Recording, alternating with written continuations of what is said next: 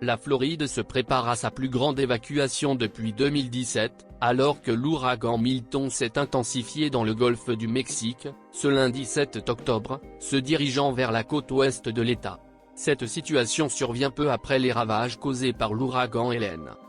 Le gouverneur de Floride, Ron DeSantis, a annoncé que des ressources supplémentaires ont été mobilisées pour éliminer les débris laissés par l'ouragan Helene, qui représente un danger supplémentaire alors que Milton s'approche de la côte ouest de la Floride.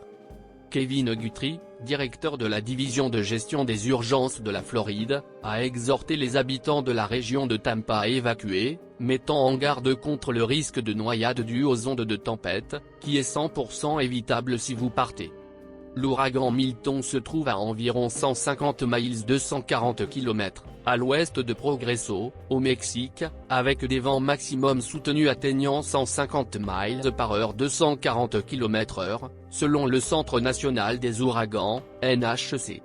La Caroline du Nord, la Floride et une grande partie du sud des États-Unis sont encore en train de se remettre de la destruction massive causée par Helene, qui a tué plus de 200 personnes à travers 6 États, faisant de cette tempête la plus meurtrière à avoir frappé le continent américain depuis l'ouragan Katrina, qui a causé la mort de près de 1400 personnes en 2005. Les autorités soulignent l'importance de prendre les mesures de sécurité nécessaires et de suivre les recommandations d'évacuation, afin de minimiser les pertes humaines et de se protéger des dangers imminents que représente Milton.